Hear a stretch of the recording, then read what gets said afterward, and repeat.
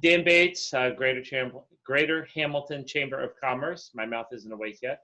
Thank you all for joining us today. You know who I am. I think we're going to do some self-introductions and things. Do we also have people on Facebook Live this morning? We're doing that? Yes or no? We're recording today. Okay, so we're recording. So thank you for joining us, and those of you who may view this later, we're glad you could join us as well. So Tiffany, I'm turning it back to you. Yeah, so we don't have an official speaker this week. So what I'm going to do is kind of raise your hand if you looked at our e-newsletter yesterday. Cool. So we're gonna just look at that briefly. I'm gonna share my screen in a minute and kind of just highlight a couple things that are in that that I think is good information for everyone to know. So first, let's go ahead and do introductions, and I'm just gonna start from the top of my screen and go down. Just your name and what company you're with. So Tammy? Tammy Walton, the Greater Hamilton Chamber of Commerce. And I'm Tiffany, Greater Hamilton Chamber of Commerce. Laura? Laura Merrill with the Greater Hamilton Chamber of Commerce. Linda? Linda Lyle, M&G Body Shop. Lisa? Lisa Sandlin Design, Lisa Sandlin Finance, Lisa Sandlin Education. I must have a name. Tommy came up with a really cool name. Cool. Can't wait to hear it. Nancy? Nancy O'Neill with the Greater Hamilton Chamber. Jill? Jill Cates with Easter Seals Career Connection. Ron? Ron Hotchkiss, Valley Central Bank. Cool. Judith? Judith Inter with the Greater Hamilton Chamber of Commerce. Cool. Dan? Well, you all know who I am. I'm President and CEO of Greater Hamilton Chamber of Commerce, so glad to be here. Cool. And Ann? Hi, I'm Ann Arnett, and I'm with Gateway Springs Health Campus.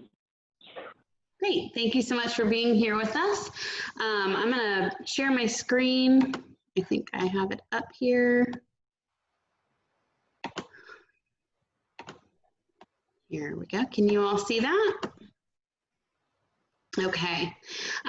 So I'm just going to briefly touch on a couple of these things, but there's one specifically that I want to highlight, and Dan, if you want to get your input on that when I come to it, I'll call on you.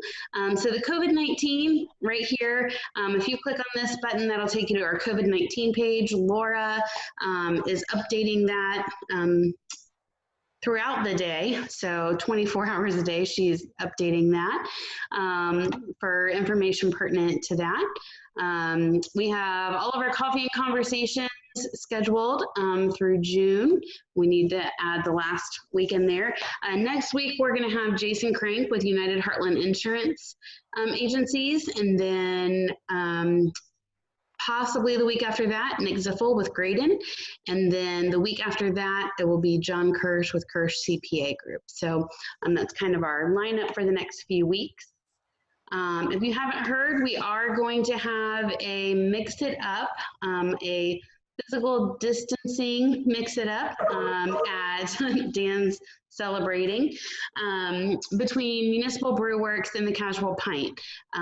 So that is on June 11th, 4:30 to 6:30. Municipal Brew Works will have their new hard seltzers that they're promoting, along with World Peace Food Truck, and then the Casual Pint is going to have a special $1 off 16-ounce pints, and then 50% off pretzels and beer cheese. So masks are encouraged, physical distancing is required, and then we hope to see you all there and see some familiar faces. This is what I kind of wanted to spend a little bit of time on, is take the Butler County Safety Pledge. With this, we've been promoting this for a couple weeks now. Dan, do you want to, I know you talked to Mark more about this than I have. I've just read the information. Do you want to talk briefly about kind of what this is and their initiative? Sure. First of all, we have stickers for those who have signed up. You can sign up to take the safety pledge. Where this came out of is there have been several meetings about moving forward and next steps and all of those types of things. So in addition to trying to see what businesses have their safety plans in place, also we've surveyed businesses a couple times to see if they have the proper PPE materials in place and sanitizer and all that to maintain safety for their employees and their customers as they're reopening. Along with this came a whole conversation about one of our concerns is also, do customers feel safe? And how many people are willing to actually go out and try to go out to dinner and go into the shops and that type of thing. So this was really an idea that came out of those conversations. The CVB has put this all together, and it is based on a model that I believe they found in Atlanta, Georgia. So the whole idea is that we are trying to, promote consumer confidence, that it is okay to follow safety guidelines and protocols, and you can go back out into the world and you can shop and you can dine out and all those things. Entertainment, and go to your favorite bar and all those types of things, and that you can do that in a safe manner. And to know that the businesses on their end are doing everything they possibly can to make sure that they don't spread the virus and they keep their patrons safe. So that's really what it's all about. There's going to be you're going to see a lot of marketing and visibility about this, and we are encouraging businesses to make sure they have a safety plan in place and sign the safety pledge to verify that you have a plan in place, and then put these stickers on your windows. And we are hoping that it will actually encourage people to go to the businesses that have made the safety pledge first.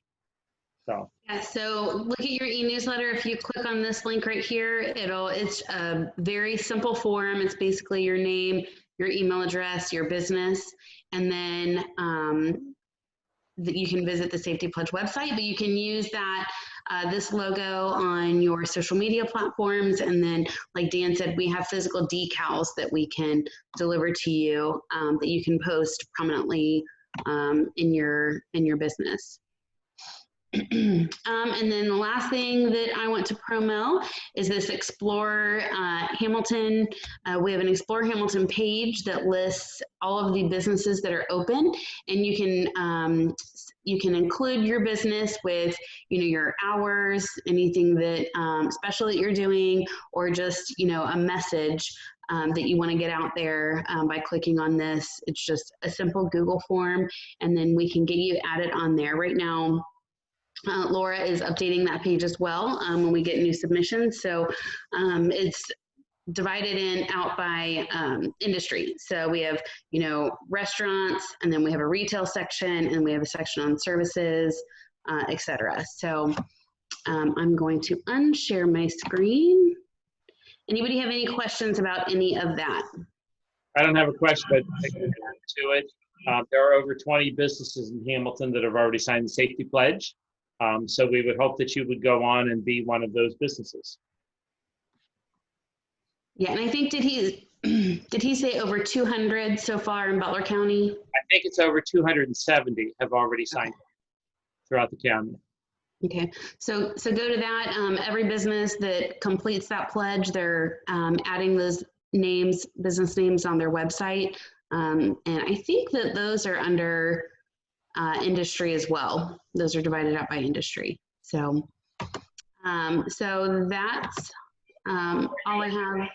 Before you come off of that, Tiffany, just so you know, even if you're a business that doesn't have regular foot traffic, if I look at the list here of businesses that have already signed on, it is a mixture of retail, attorneys, salons, education, so there's all kinds of types of, so even if you are not a typical daily foot traffic business, we would encourage you to sign on to the pledge.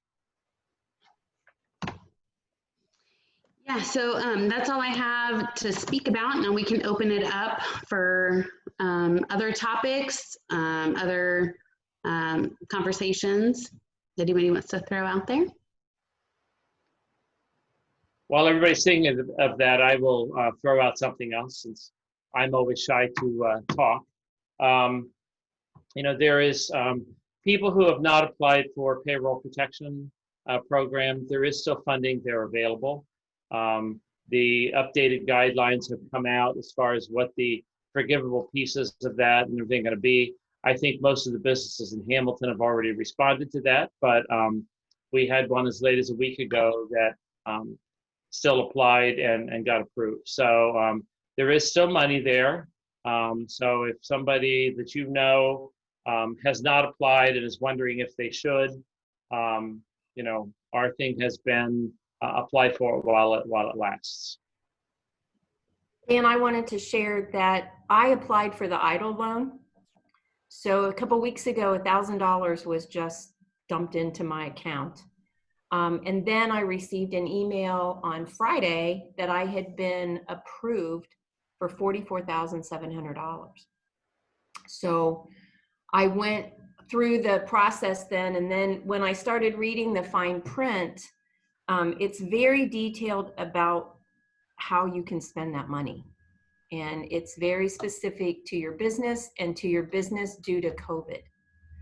So I met with Songmi yesterday, Kim from our Small Business Administration, and she gave me even further guidelines on it. My only concern is I think I'm going to go ahead and get it just to have it as a backing, as an emergency fund, because I don't know what's going to happen in my business. I don't know. I have not had one design call since COVID started. So my design business shut down.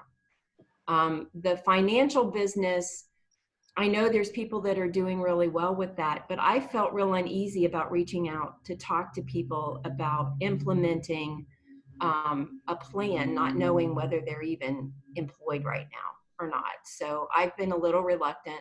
I talked to Jason Crank yesterday about that, and he's kind of gone through the same psychological scenario with it. So, but my question that I'm trying to find out, and Ron might be able to answer this, is that I'm in the process very soon of refinancing my rental properties. And I don't want to take this loan if it's going to affect me negatively to refinance for my rental properties. So that's kind of like, if I have that money in a loan sitting in an account that is just backup cash in case I need it, would that loan affect me negatively? I don't think so. These programs have been awesome, and they have helped a lot of people. We've done 40 of them at the bank through a partner bank, because the government still hasn't opened our portal yet, so we can do the loans. The scary thing about these government programs, they have not let us know how we're going to get repaid, what the processes are. All this was implemented like on a handshake, and that's kind of scary. And I completely agree with you with being a little nervous and having apprehension. Keeping it in an account and being able to show that on your asset sheet will do nothing but help you. I'm almost 99% positive none of these government loans will impact you negatively going forward. Like Dan said, this week or late last week, they released information on how to ask for forgiveness and everything. It seems like the banks are kind of in the dark just as much as the customers are. I mean, and really the banks, unless you're a huge corporate bank that has done millions of these loans, I think we only get like 7% loan fee for the amount of the loan. And since we're using a partner bank, they're getting it all, and we're getting nothing. We're just an agent helping our customers. And what's interesting is probably half of those customers are having the best 2 months they've ever had in their life. And so that makes me kind of scratch their head thinking, are people just playing the system and getting taken care of, or are the businesses that really truly need help are the ones that are getting served? And as a bank, we can't make that distinction. So there's a lot of wait and see. The one good thing that I've really have been impressed by, like the Hamilton Chamber, is they've communicated as quickly as soon as they've got information out. And somebody that belongs to 7 other chambers, that hasn't been the case. That was kind of a long answer. So the answer is no. It probably won't hurt you. Good. That's what I was waiting to hear. Too, Linda, you're talking about, you got the EIDL loan, right? Yeah. Yeah, this is through the SBA. That's very different too, because payroll protection comes from the federal government. EIDL comes from SBA. So how those are handled is different as well. You have 12 months to make your first payment. There is interest charge on that, but I think it's 2.75%, isn't it, Tammy? And that's for a nonprofit. It's 3.75 for me. But even still, that's low. It's very low. It's cheap money. Yeah. And so, even as a chamber, we applied for EIDL. We got the grant and the loan, and just kind of lay things out there. We had a conversation with our finance group last week, and the decision was made to, accept it. It's in a separate account, and we were advised to do that. So you're right in putting in a separate account, so everything is totally traceable. And kind of deciding what we're going to do with it. So, because we looked at it like, we can take it, we can always give it back. Yeah. There's a portion of it. We could pay certain expenses out of that in order to accumulate other cash as it comes in. Because we're in the same situation as the businesses, as far as we don't know what's happening next. We're assuming that we're out of the woods and things are moving forward. But honestly, with the unrest and that type of thing, my biggest fear, not to be, gloom and doom, but my biggest fear is that this would trigger another spike in COVID cases, and our governor would want to shut the state down again. And if that happens, we're screwed, basically. So, because we've made it through this one, I don't know if we can make it through another one. But our advice, and I'm certainly not a financial advisor or banker, but our advice from the very beginning has been, get whatever you can. Once you secure it, then make the decisions after. So, because you can give back part of it, you give back all of it. You have, basically. I talked to my mentor and my leader in my financial business, and he said the same thing yesterday. It's cheap money. You don't know what's going to happen, especially in my design business. And even in my rental property business, I don't know if those people are going to be able to stay there, or if I'm going to be able to rent them out. But Songmi was very specific that because I do have so much going on, that she thought those loans were specific per business. But when I applied, I put all 3 of my titles on there, because that's how my tax return is. So EIDL loan was also for nonprofits. Right. It was for profits and nonprofits and sole proprietors. Yeah. Yep. So. Okay, well, thank you. That helps me a lot. Anything else from anybody? Other thing that you mentioned that I would just like to also respond to, we struggled with that a little bit too, as far as what's appropriate, and, kind of holding back on being very careful what we say in these times, because of the businesses that have been very negatively impacted. I think, kind of throwing it out there, hopefully you'll see in our messaging that we are being very sensitive to the fact that these could be very difficult times for people.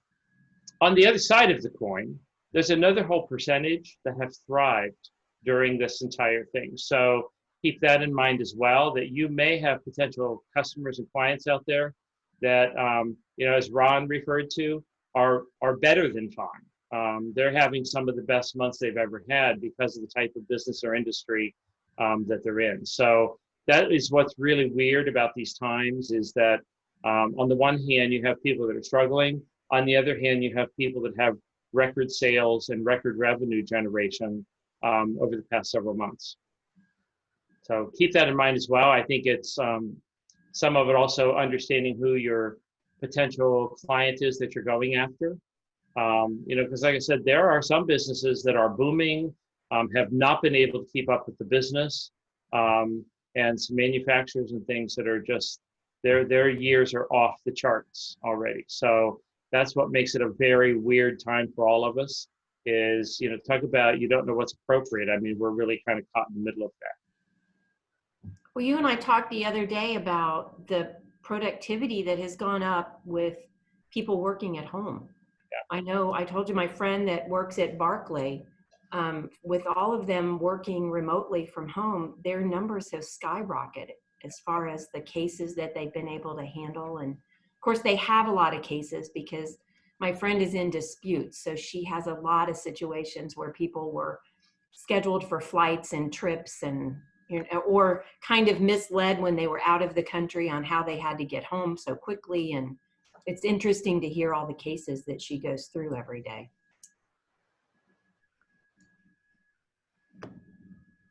This isn't the Dan and Lisa show. Other people have to talk too.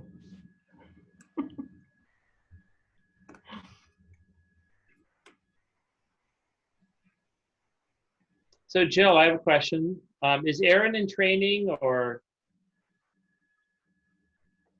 I am going to find out. In fact, I just jotted a note down saying I wanted to talk to his caseworker and see why he's not been here. So I will find out, and I need to get back with you about him starting back next week in the office. So I'll get this information to you. In the meantime, I have to leave to go to another meeting. I apologize. I didn't realize these were back to back. So I have to leave now. Thank you. Goodbye, everyone. Have a great day.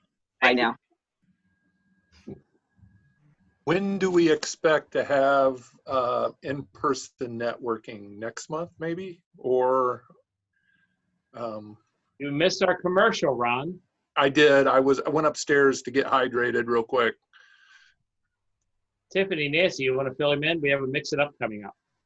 Well, No, yeah. So I think he's talking about the networking leads. I'm not sure yet because I'm not sure if we can continue to use the YWCA space yet. So I'm going to be reaching out to them this week to see kind of what their plan is and what they're allowing. So I'm not quite sure what that's going to look like yet. How many we can have in a room, you know, if we can have to be spaced out so far. So information to come. I'm going to a Springboro Chamber networking thing, I think Thursday, and it's closed to X amount of members. You have to make a reservation. You get a seat assignment. You're not allowed to walk around the room. It's going to be spaced. You have to wear a mask. There was a lot of conditions on it. Do you know what their max number was? 18. Okay. Yeah. So Tiff, has anybody thought about like using the park, using Markham and doing an outdoor meeting? I think that's a great idea. I was just thinking, you know, I bet we could even use the stage area. You know, that way if it rained or something, we'd still be under the canopy. I think that'd be kind of cool. You have to bring their camp chair and bring a chair and a mask and come out and network. Yeah, I mean, it's just, you get fresh air, you could still see everybody. And I think that's the biggest thing right now is people are looking for that, not so much the physical contact, but physically seeing people. And I thought, well, you guys are so close to the, you know, to the amphitheater and the park right there. It might be a possibility, but I didn't know what the city restrictions might be. No, we could meet in the park. We would need a backup plan for weather. But I think that's a great idea, Linda. So yeah, we'll definitely. I mean, I'm down to schedule one in the park. So people that are on the call that are not, you know, staff, because we have a tainted view. Do you think that's something people would respond to? I do. Yeah, and I think your backup plan could be as simple as if it's raining that day, it's another Zoom network meeting. I mean, you don't have to have another venue, just have it, we're gonna meet at the park if it's sunny, and we're gonna meet online if it's not. Good idea. And maybe you could just do like different parks till things open, check with Pyramid and see if we could do one up there. It would get people to see different parts of the city as long as we could do outdoor meetings. They could get fresh air, see people, and you'd be promoting the city. Yeah, maybe Laura and I will talk. Maybe we'll schedule one for, so our next networking virtual would be in, is it the 11th, Laura? I think so. I think it's the 11th. Yes. So, I mean, we could even do it as soon as. 9. Well, I mean, and I'm guessing, Markham Park is easy. I'm guessing somebody like Pyramid Hill would probably jump at that opportunity, to get traffic in the park. And they have that pavilion, so you could easily so you could social distance in there if you had 60 people. Just ideas, because I really think we need to physically get out of our offices a little bit, because I think people will get over their fear quicker if they do get out and see that, okay, think about it, but still start getting out, start doing things. yeah. Thanks for that recommendation.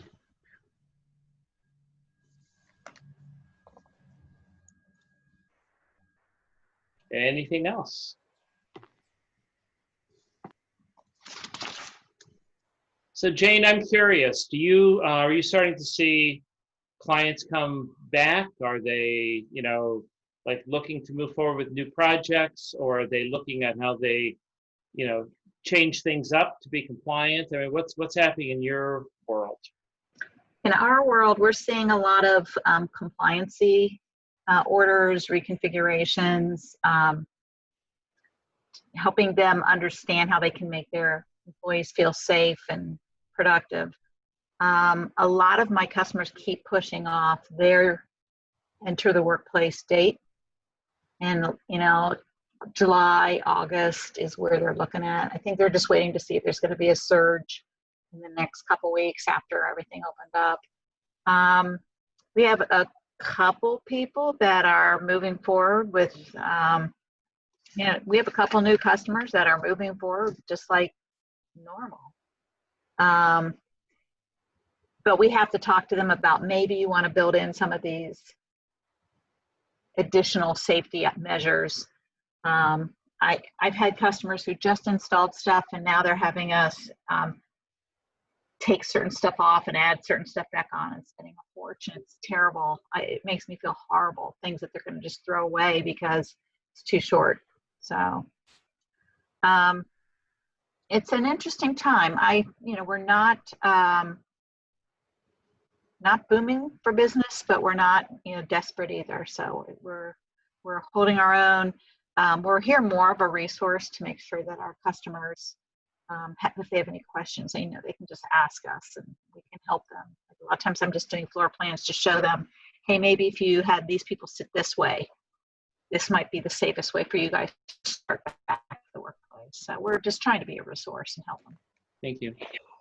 So Linda, what's happening in your industry? I mean, I see on TV where car dealers are advertising, sanitizing vehicles before they give them back and all that type of thing is, Well, in our industry, we've been essential the whole time. So the dealers were closed, but the mechanical and the collision shops at the dealers, actually some of those were closed too. The bigger the shop, there were several that just flat out shut down for 2 months. Several of the dealers have done because you can only have your spacing and people are on top of each other in those shops. I have the advantage of, when I'm fully staffed, there's 6 of us here. I have got one of my techs who just went through his 24 weeks of chemo. So he asked to be laid off at the beginning of this, which actually was a godsend for him and helped me financially. But other than him, I have one part-timer that is not coming in. So our part of it is I've got enough space that I've got a guy on either side and a painter in the back. I have an estimator in the room I'm sitting in now, and then my office, if you can see, is up front. So we're spaced, so we've never had the problem. But a lot of people don't have that space, so they come in and say, nope, you got to cut it to 2 or 3 people. The dealers and the bigger shops, the bigger national chains, like the Ebras, the CarStars, the Gerbers, they don't have the space. So I talk to these guys all the time. They've been very challenged with it. It's just, I guess for once being small was an asset for us. And we've stayed, I would say, a little under. We're running about 10 grand behind normal, which is not a whole lot, but a lot of shops literally shut down for 2 months if they were an independent, because they weren't getting any work. If people aren't driving, people aren't having as many accidents. So yet when the holiday weekend came and they opened everybody up, we were suddenly busier than I'll get out. I came into 3 cars towed in and a couple more that first thing last Tuesday. So misery is a bad thing, but in my world, it's a good thing. And people had come in, and I'd say for every 5 I scheduled on a Monday, 2 would call back and say I got laid off or I can't make it. So I'm going to do it, but I can't do it now. Right. They're starting to now come back, and I had a couple that came in today. They're both laid off. They were hit by somebody uninsured, but they're like, we got to get the car fixed, so we're going to get it in anyway. So it's, it's all over the board. You have to be sympathetic to your customers. And we went through, especially with Ford and Chrysler and GM, Ford had shut down a couple of their plants, and we're doing a lot of the equipment for the hospitals.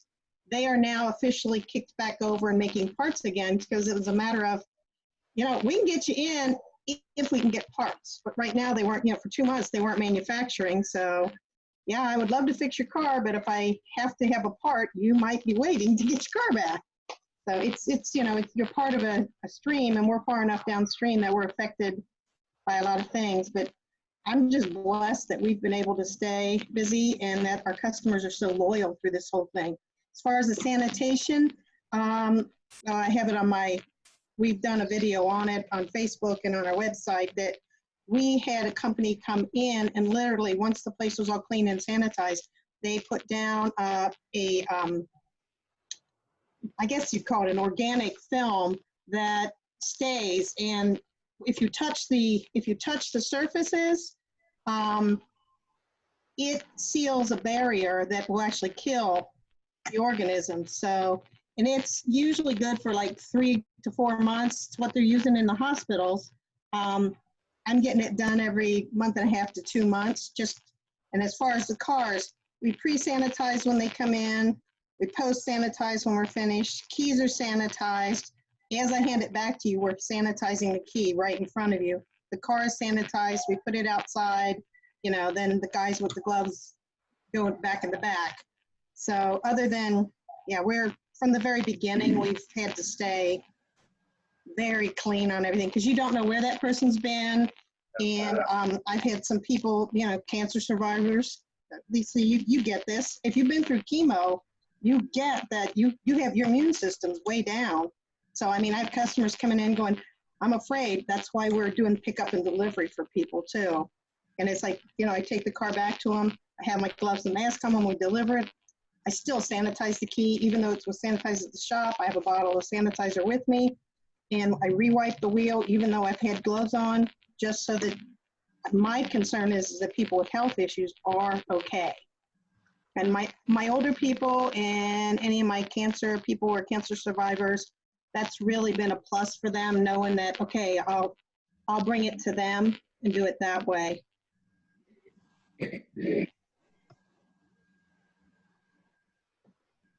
Hey, Dan. Yeah. On our conversation yesterday, when we talked about what is scheduled tomorrow, is that 10 in the morning that the demonstration is scheduled for in Hamilton? Yes, it was. That's what I hear. It's 10 o'clock. I know it's mentioned in the newspaper today. I believe it's starting at the courthouse. Have you heard anything from I know that the businesses on Main Street would probably be concerned, but not until the evening hours, correct? If anything. I think they're concerned in general because, you know, nobody knows. And I think that there was a concern at first that this was not going to be a peaceful demonstration. But apparently it is on everybody's radar. So I think it's going to be at this point. I know the mayor is planning on meeting them at the beginning of the demonstration. Okay. So. I spoke with my brother last night, who lives downtown Cincinnati. He's literally 2 blocks from District 1 police station. They've not experienced anything except just the sound of helicopters for 3 days over their house.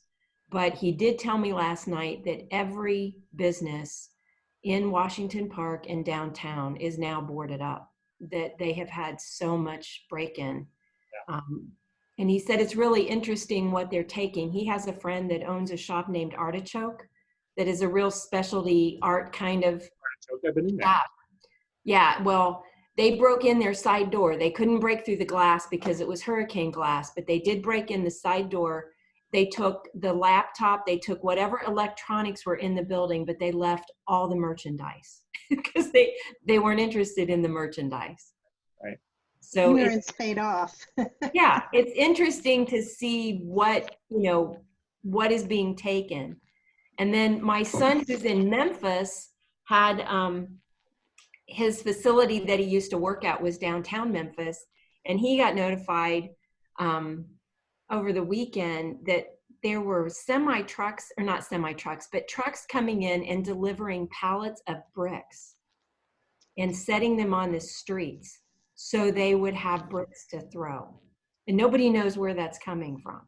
Well, there's a couple nationally known organizers that actually are interesting because they're both attorneys, so they're trained attorneys. One of them, they were saying, has been arrested, I forget how many times, like 111 times in 11 different states or something. And they're known to come in and just incite violence during protests. So the challenge now is, you know, the peaceful protesters have a cause and a viable message. And then you have these outsiders coming in that are just trying to create trouble. And they really don't want to create trouble just to create trouble. So I forget what it's called. What's it called, Lisa? The group Antifa? Yeah, Antifa, you know, which has been around for decades, you know, is really an offshoot of, you know, during the Hitler times. It's an anti-fascist group that has steam and is very popular among young voters, which is kind of interesting. But, you know, and unfortunately, you know, my opinion is just my opinion. I don't think that some of these young voters realize they're really being used to just create, you know, unnecessary violence. So the message is getting across. The other thing on the other side of the coin, I always like to kind of turn it positive when I can. If you look at the interesting relationships that are being built between the police departments and a lot of the protesters across the United States, you know, with some very brave, you know, here in Cincinnati, with some very brave officers who have, you know, taken a knee and kneeled, and you know, so you're seeing violence from the crazy lunatics that just want to create anarchy. They don't have a cause. Their cause is anarchy. And then you see the legitimate protesters that are embracing with the police and stuff like that. So, you know, nobody is saying that what that police officer did should be swept under the rug. You know, everybody's saying that he should be tried as a criminal. So, you know, so we'll see how that goes. So I think, you know, getting back to your question, we'll wait and see. There is, you know, a demonstration planned for tomorrow at 10 o'clock. My understanding is we're going to start at the courthouse and go west on Main Street. Hopefully it's just a peaceful protest. From what I understand, it's a lot of 16 to 19-year-olds. But apparently it is on the city's radar because Mayor Moeller is quoted in the newspaper today that he will be meeting them there. So. Well, like you live on Main Street, I'm 1 block off of Main Street, so just a little concern. So we'll see hopefully it's peaceful and, doesn't go beyond Eaton. So, so we'll see. So yeah, it's unsettling times. I think that, I'm an optimist, so I think that we will figure out a way to build on this and move forward and end up being in a positive place. The things that are challenging is there is also a lot of people saying that a lot of the violence is being driven by people in major cities being shut up from COVID-19 for so long, that they're already on edge and they're already kind of ticked off, and this kind of gives them a reason to go out and be violent. The other challenge is, as always, and we do it to them as well.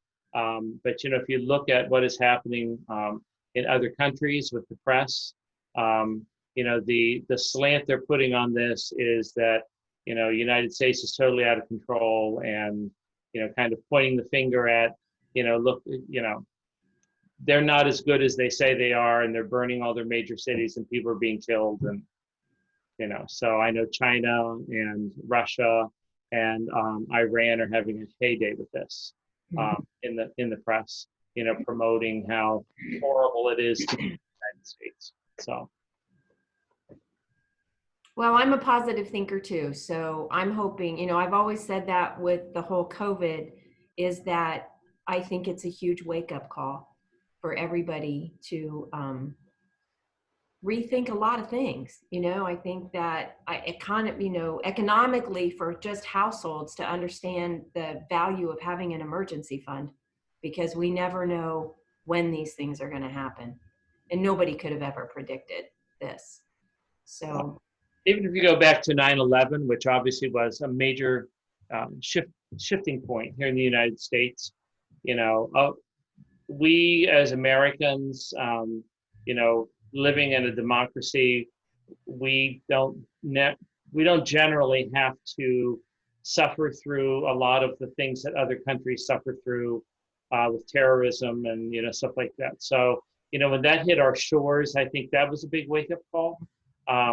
And I think that we realized that we live in this kind of false bubble of that we're untouchable and we're always safe. And unfortunately, we're finding out little by little that is not true. So I don't think we can live in fear either.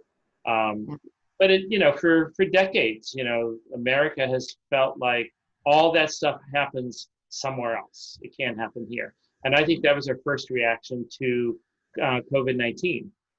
That's all happening in China, and that's all happening in Europe, and it's not really going to impact us. So when it started hitting our shores, that's difficult for, I think, Americans to adjust to, because we're not used to being impacted by events that happen around the entire world. So that's not in our mindset, So it is a wake-up call, and it's a change, and this is like wearing masks and all that. Yes, people they wear freedoms and this and that, and that. It's we'll adjust, not without some pain, but we'll adjust. So one thing, as another positive note, and obviously this is a very patriotic statement, but I believe in it. One thing nice about the United States, and if you've done any international travel, years ago, I was fortunate to do a lot of international travel. I was out of the country at least 4 times a year. And regardless of everything we do wrong, it's still the best place in the world to live for the average person, And the other thing that I will say is, nothing keeps us down, no matter how bad it gets. Americans always recover. So, New Yorkers think they're the only ones that have that attitude, but it's actually the whole United States. Living in New York for years, it's like, nothing keeps a New Yorker down. But I think that's true with the United States too. We are strong-willed people that no matter what is thrown at us, we figure out a way to fix it. So, how's that for a statement? It seemed like God bless America right now or something. So I agree, Dan. I agree. So anything else from anybody?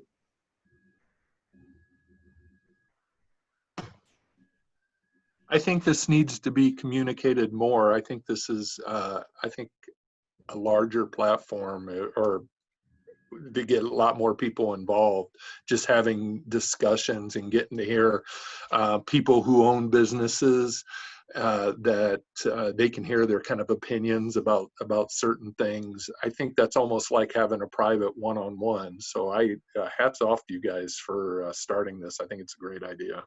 Thank you, Ron. I think our challenge is this is a platform where anybody can talk about anything, and I don't think that they are quite getting that, but it is open discussion. So Tiffany, back to you. Yeah, if nobody has anything else, we're nearing the 1 hour mark, so we can go ahead and wrap up. Thank you all for joining today. Like I said, next week will be Jason Crank. He's going to talk about kind of business insurance, things that businesses need to think of maybe for COVID-19. So that's what he'll be speaking about next week. And then again, it'll just be open discussion. So come with questions and topics that you would want to discuss. So don't go away, Linda. And Tiffany, leave us on for a minute. So we I will. Flip us off real quick. I will. So thank you, everyone. And we hope to see you next Tuesday. Bye, everybody. Hi, everybody.